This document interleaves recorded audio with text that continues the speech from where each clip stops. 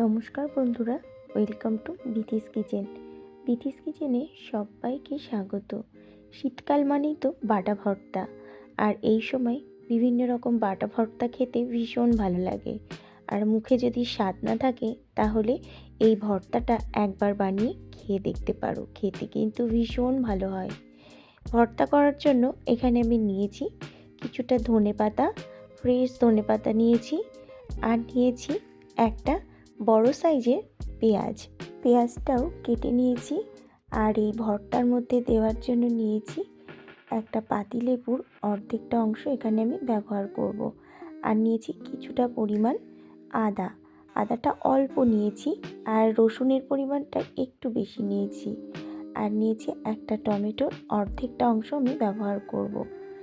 এবার ভর্তাটা করার জন্য এখানে দিয়ে দিয়েছি পরিমাণ মতো সর্ষের তেলটা ভালোভাবে গরম হয়ে গেলেই ওর মধ্যে দিয়ে দেব দুটো শুকনো লঙ্কা, আর দিয়ে দিচ্ছি সামান্য একটু কালো জিরে আর শুকনো লঙ্কাটা ভালো করে ভাজা হয়ে গেলেই এর মধ্যে আমি অ্যাড করে দেব কেটে রাখা পেঁয়াজ, আর দিয়ে দিচ্ছি রসুনের কোয়া।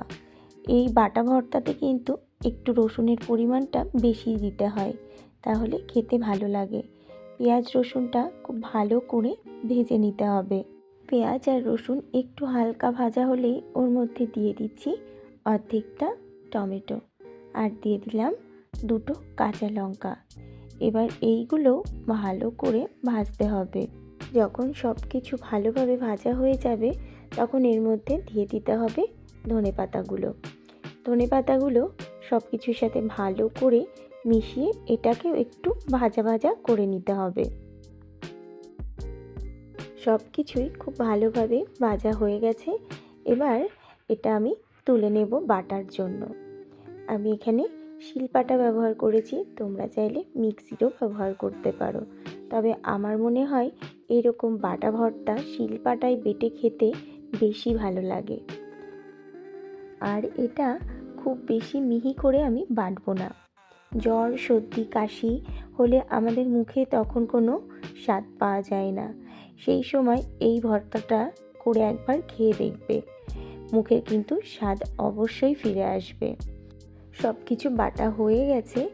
এবার কড়াইয়ের মধ্যে আমি দিয়ে দিচ্ছি সামান্য একটু সর্ষের তেলটা গরম হয়ে গেলেই এবার ওই বাটাটা এর মধ্যে অ্যাড করে দিচ্ছি।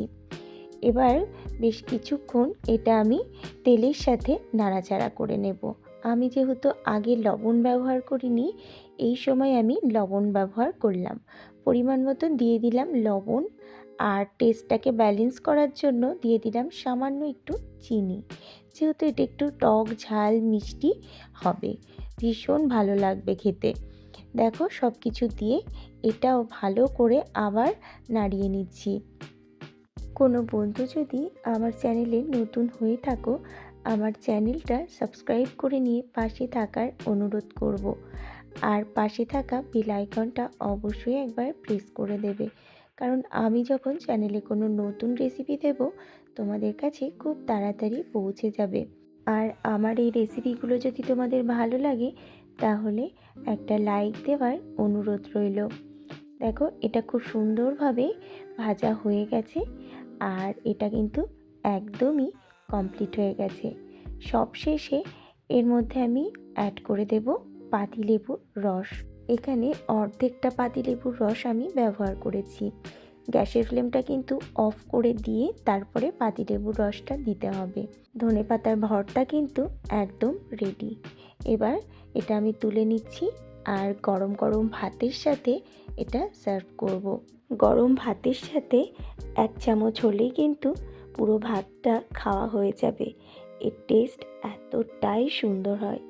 একবার হলেও এরকমভাবে শীত থাকতে থাকতে কিন্তু এই ভর্তাটা খেয়ে দেখবে, খেতে অপূর্ব টেস্টি হয়। দেখতে কতটা লোভনীয় লাগছে। আজ তাহলে আসি, আবার হাজির হব অন্য কোনো রেসিপি নিয়ে। সকলেই খুব ভালো থাকবে, সুস্থ থাকবে, আর আমার সাথে থেকে আমার রেসিপিটা পুরোটা দেখার জন্য সবাইকে অসংখ্য ধন্যবাদ।